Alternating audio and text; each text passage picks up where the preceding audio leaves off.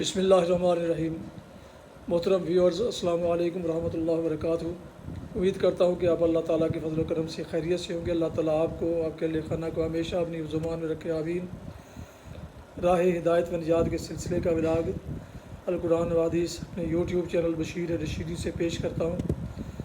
روحانی اور قرآنی سلسلے کا یہ ولاگ جو سراسر باعث خیر، باعث برکت اور باعث نور، باعث نور ہدایت، باعث ثواب، یہ روزانہ کی بنیاد پر میں اپنے اس چینل بشیر رشیدی پر پیش کرتا ہوں، اللہ تعالیٰ کی رضا کے لیے، عوام الناس کی آگاہی کے لیے۔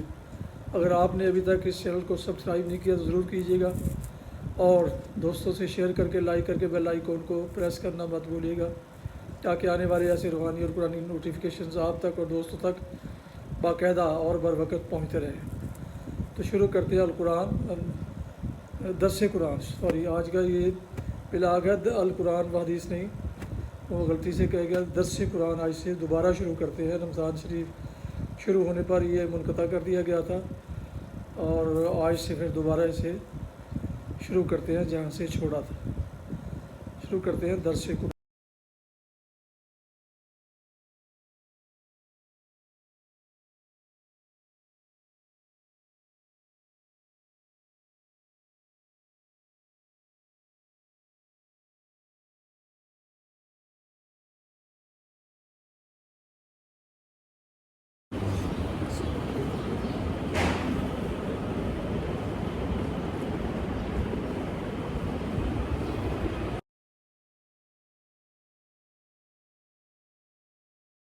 الحمدللہ وکفی والصلاة والسلام علی من لا نبی بعد، اما بعد فاعوذ باللہ من الشیطان الرجیم، بسم اللہ الرحمن الرحیم۔ سیقول السفہاء من الناس ما ولاهم عن قبلتهم التي كانوا عليها قل لله المشرق والمغرب يهدي من يشاء إلى صراط مستقيم وكذلك جعلناكم أمة وسطا لتكونوا شهداء على الناس ويكون الرسول عليكم شهيدا وما جعلنا القبلة التي كنت عليها إلا لنعلم من يتبع الرسول ممن ينقلب على عقبيه وإن كانت لكبيرة إلا على الذين هدى الله وما كان الله ليضيع إيمانكم إن الله بالناس لرؤوف رحيم صدق الله العظيم۔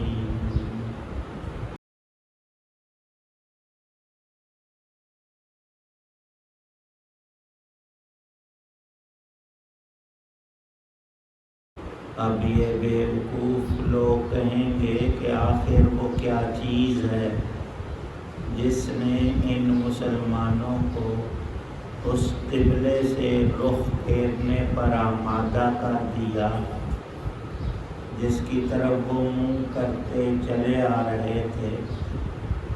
آپ فرما دیجئے کہ مشرق اور مغرب سب اللہ ہی کی ہیں، وہ جس کو چاہتا ہے سیدھی راہ کی ہدایت کر دیتا ہے۔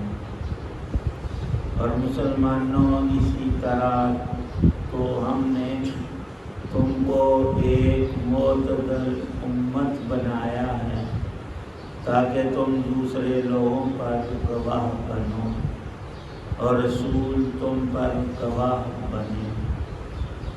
اور جس قبیلے پر اور جس قبلے پر تم پہلے کار بند تھے اسے ہم نے کسی اور وجہ سے نہیں بلکہ صرف یہ دیکھنے کے لیے مقرر کیا تھا کہ کون رسول کا حکم مانتا ہے اور کون الٹے پاؤں پھر جاتا ہے۔ اور اس میں شک نہیں کہ یہ بات تھی بڑی مشکل، لیکن ان لوگوں کے لیے ذرا بھی مشکل نہ ہوئی جن کو اللہ نے ہدایت دے دی تھی۔ اور اللہ تعالیٰ ایسا نہیں کہ تمہارے ایمان کو ضائع کر دے، در حقیقت اللہ لوگوں پر بہت شفقت کرنے والا، بڑا مہربان ہے۔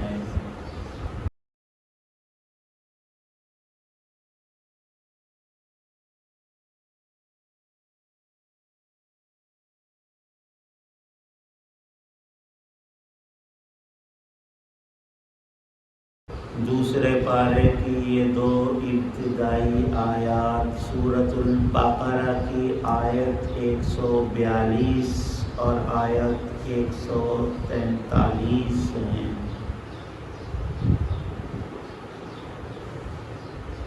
ان آیات میں اللہ تعالی شانہ نے قبلہ کی تحویل کا مستقبل میں آنے والا جو حکم تھا اس کے بارے میں کفار و مشرکین کی جو گوئیاں ہوں گی ان کا ذکر فرمایا۔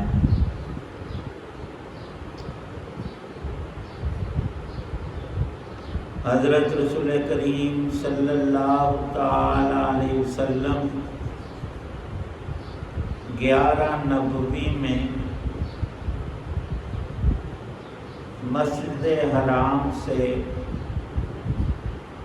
مسجد اقصیٰ تک، جس کو اسراء کہا جاتا ہے، اور مسجد اقصیٰ سے 7واں آسمان، عرش، کرسی، اور جہاں تک اللہ نے چاہا آپ کو معراج کروائی، اور پھر وہاں امت کے لیے آسمانوں پر، عرش پر کہہ لیں، اللہ پاک نے 5 نمازیں بطور تحفہ کے آپ کے لیے اور آپ کی امت کے لیے مقرر فرمائی۔ یہ بات ہمیشہ ہر مسلمان کو یاد رکھنی چاہیے۔ سب اللہ کے احکام زمین پر اترے ہیں سوائے ایک نماز کے، کہ نماز کو اللہ نے یہ شان بخشی ہے کہ معراج کی رات رسول پاک صلی اللہ تعالی علیہ وسلم کو اللہ کی ذات کا وہ قرب عطا ہوا جو نہ پہلے کسی کو ملا، نہ کسی اور مخلوق کے حصے میں آیا، اور نہ ہی آئندہ کسی کے لیے اس کا امکان ہے۔ رسول کریم صلی اللہ تعالی علیہ وسلم مکہ مکرمہ میں نبوت کے 13ویں سال تک، 11ویں سے 13ویں تک نمازیں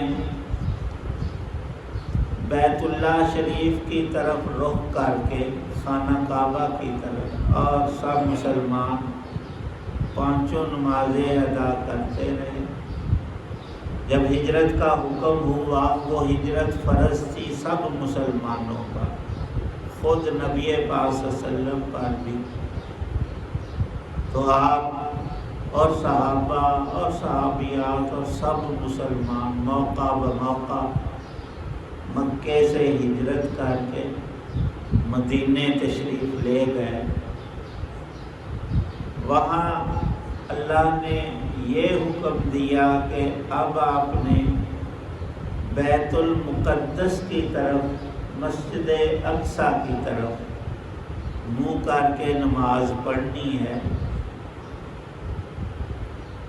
جتنے شرعی احکامات ہیں ان سب کا تعلق اللہ پاک کے حکم اور وحی الہی سے ہے، اور کوئی بھی اللہ کا پیغمبر اور رسول اپنی بات ارشاد نہیں فرماتے، امت کو اللہ کے احکامات بتاتے ہیں اور ان پر خود بھی عمل کر کے دعوت و ارشاد اپنے منصب کو پورا فرماتے ہیں۔ 17 مہینے تک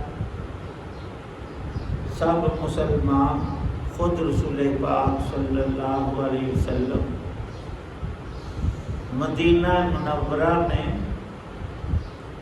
مسجد اقصیٰ اور اسے ہی بیت المقدس کہا جاتا ہے، اس کی طرف منہ کر کے نمازیں ادا کرتے رہے۔ پھر اللہ کا یہ حکم آیا کہ آپ نے مکے میں جس خانہ کعبہ اور بیت اللہ کی طرف نمازیں پڑھی تھی، اب تم نے اللہ کے حکم ہی سے بیت المقدس کو قبلہ بنا کر اس سمت میں نمازیں ادا کی، تو اب اللہ کا یہ ابدی حکم آپ کے لیے اور ساری امت کے لیے تا قیامت یہ ہے کہ بیت اللہ شریف کی طرف منہ کر کے نماز پڑھو۔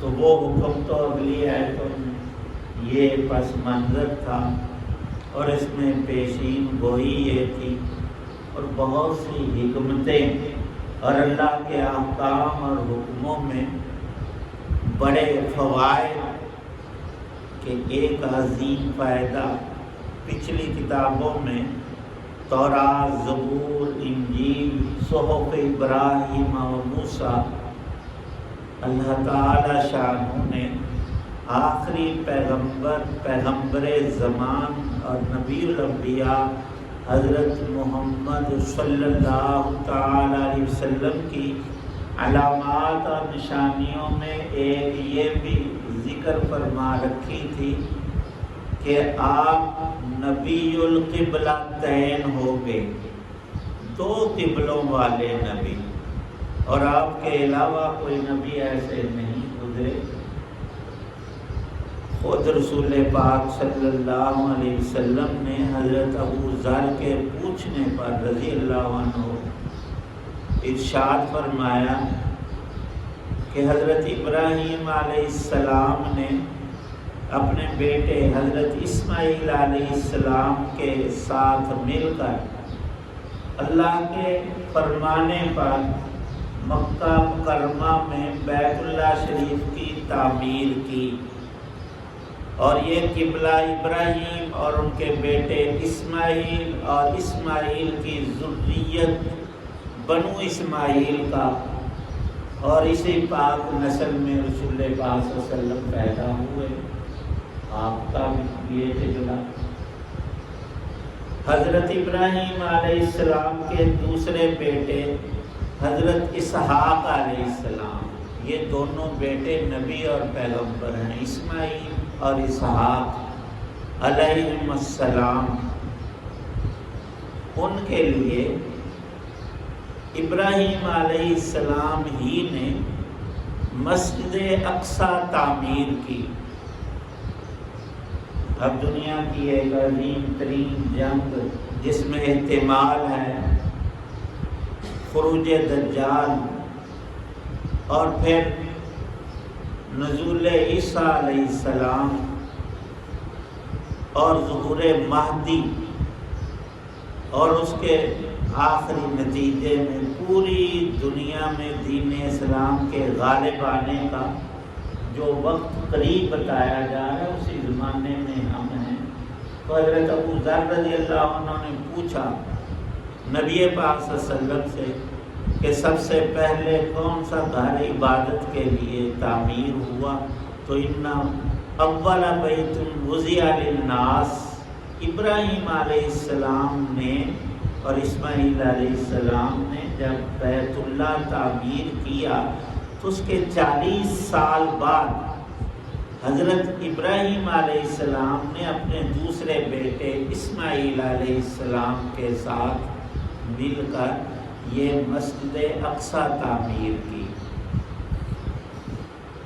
اور اس پاک نسل سے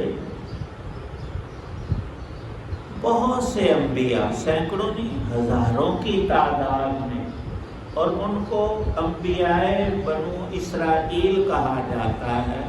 اسحاق علیہ السلام کے حقیقی بیٹے حضرت یعقوب نبی جو تھے، ان کا لقب تھا اسرائیل، اور پھر یہ ساری قوم جو در حقیقت ابراہیم علیہ السلام ہی کی اولاد، اور ملک فلسطین اور شام میں ان کو اللہ نے بسایا، اور ان میں بہت پیغمبر بھیجے۔ ان میں مشہور انبیاء علیہ السلام حضرت یوسف علیہ السلام، حضرت موسیٰ علیہ السلام، حضرت داؤد علیہ السلام، حضرت سلیمان علیہ السلام، حضرت زکریا علیہ السلام، حضرت عیسیٰ علیہ السلام۔ یہ سارے انبیاء بنو اسرائیل ہیں۔ ان سب کا قبلہ اللہ نے بیت المقدس مسجد اقصی کو بنایا، اور بنو اسماعیل کا قبلہ نماز پڑھنے کا رخ بیت اللہ مسجد الحرام کو قرار دیا۔ تو رسول پاک صلی اللہ علیہ وسلم اسماعیلی تھے، ان کا قبلہ وہی تھا، لیکن مدینہ میں کیونکہ آپ ذو قبلتین نبی ہیں، تو ان انبیاء علیہ السلام کی بھی برکات کے لیے اللہ پاک نے 17 مہینے تک یہ حکم جاری فرمایا اور رکھا کہ رسول پاک صلی اللہ علیہ وسلم اور سب مسلمانوں نے بیت المقدس کی طرف، مسجد اقصی کی طرف رخ کر کے نمازیں ادا فرمائیں۔ اور ایک نماز ہی میں اکثر نے ظہر کی نماز لکھا، اور وہ مدینہ پاک میں موجود ہے مسجد، اس کا نام ہی مسجد قبلتین ہے۔ 2 رکعت نماز آپ پڑھا چکے تھے، وہی آئی کہ اب قبلہ جو ہے اللہ نے بیت اللہ کو، خانہ کعبہ کو مقرر کر دیا۔ آپ اپنا رخ ابھی اسی وقت بیت اللہ کی طرف کر لیں۔ تو باقی جو 2 رکعتیں تھیں وہ نبی پاک صلی اللہ علیہ وسلم نے اس مسجد قبلتین میں، جو اب بھی مدینہ پاک میں موجود ہے، اس میں بیت اللہ کی طرف رخ کر کے نماز مکمل فرمائی۔ یہ ایک بہت بڑی علامت تھی۔ اللہ پاک نے جو کچھ معجزات اور علوم اور احکام اور شرائع پہلے انبیاء علیہ السلام کو عطا فرمائے، وہ یکجا خود رسول پاک صلی اللہ علیہ وسلم کو عطا کیے، اور آپ کو اللہ پاک نے تمام انبیاء میں آخری نبی اور افضل الانبیاء بنایا۔ اور آپ کے معجزات میں یہ ایک زندہ معجزہ قرآن پاک ہے۔ یہاں جو مضمون ہے اس میں اللہ پاک فرما رہے ہیں بے وقوف لوگ اعتراض کریں گے، اور وہ ہمیشہ کرتے ہی ہیں۔ یہودیوں نے بھی کہا، منافقین تھے وہ بھی، مشرکین بھی کہنے لگے جی ان مسلمانوں کو پکا پتہ ہی نہیں کہ صحیح قبلہ کون سا ہے۔ حالانکہ مسئلہ یہ نہیں تھا پکا پتہ، تو پہلے ہی تھا کہ ابدی طور پر قبلہ تو وہ بیت اللہ ہی ہوگا، لیکن پچھلے انبیاء جو سچے نبی تھے ان کی تصدیق کے لیے، ان کے عظمت کو ہمیشہ رکھنے کے لیے یہ بھی حکم آیا کہ آپ اتنے مہینے مسجد اقصی بیت المقدس کی طرف نماز پڑھیں گے۔ اب پھر آگے انہوں نے یہ شرارت کی یہودیوں نے کہ تمہارے مسلمان جو جنگ بدر وغیرہ میں شہید ہوئے اور وہ نماز پڑھتے رہے مسجد اقصیٰ ہی کی طرف۔ بعد میں حکم آیا بیت اللہ کی طرف منہ کرنے کا، تو وہ تو اسی طرح فوت ہو گئے، شہید ہو گئے، ان کی نمازیں تو گئی۔ اللہ پاک فرماتے ہیں نماز ایسا عظیم ترین عمل ہے کہ اس کو عین ایمان کہا جا سکتا ہے۔ اور قرآن کی یہ ایک ہی آیت ہے جو ابھی ہم نے پڑھی، تلاوت ہوئی، آیت نمبر 143۔ اس میں اللہ پاک نے نماز کو ایمان کے لفظ سے تعبیر فرمایا ہے۔ جو مسلمان اللہ کا حکم سمجھ کر نبی پاک صلی اللہ علیہ وسلم کے طریقے پر جو بھی نماز پڑھتا ہے وہ اس کی ایمان کی حالت ہے، اور کسی کا ایمان رب ضائع نہیں کرتا۔ انہوں نے جو بیت المقدس کی طرف نمازیں پڑھی وہ اللہ نے قبول فرمائی، اور وہ اللہ کے حکم ہی پر تھی، وہ طریقہ رسول پاک صلی اللہ علیہ وسلم ہی کا تھا۔ لہذا اصل دین کوئی مکان، کوئی جہت نہیں، اصل رسول اللہ کا حکم ہوتا ہے، اور اللہ کے نبی وہی کرتے ہیں جو حکم ہو۔ پھر آگے مزید تفصیلات اس سلسلے کی آ رہی ہیں انشاءاللہ العزیز۔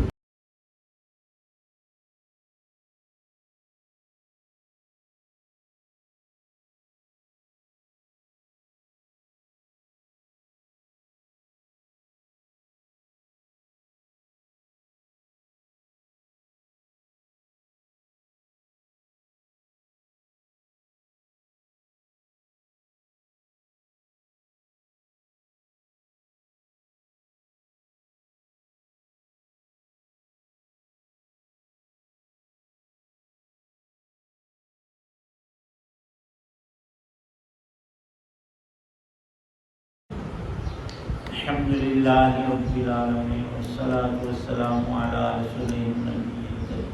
اللہم صلی علی سیدنا محمد النبی وعلی بارک وسلم۔ ربنا آتنا فی الدنیا حسنۃ وفی الآخرۃ حسنۃ وقنا عذاب۔ بیماروں کے لیے دعا فرمائے اللہ پاک سب مریضوں کو شفا عطا فرمائے۔ ماسٹر صاحب صاحب اور کئی نمازی احباب اللہ پاک ہر ایک بیمار کو تندرستی عطا فرمائے۔ ہم سب کو تمام بیماریوں سے اپنی حفاظت عطا فرمائے۔ جتنی زندگی ہے ایمان، نماز، نیکی اور تندرستی والی نصیب فرمائے۔ یا اللہ پاک تمام مشکلات کو حل فرما، آسانیاں عطا فرما، تندرستی نصیب فرما۔ یا اللہ پاک سب مسلمانوں کو دین کی سمجھ عمل کی توفیق عنایت فرما۔ صلی اللہ تعالی علی خیر خلقہ محمد وعلی آلہ وصحبہ وأہل بیتہ اجمعین۔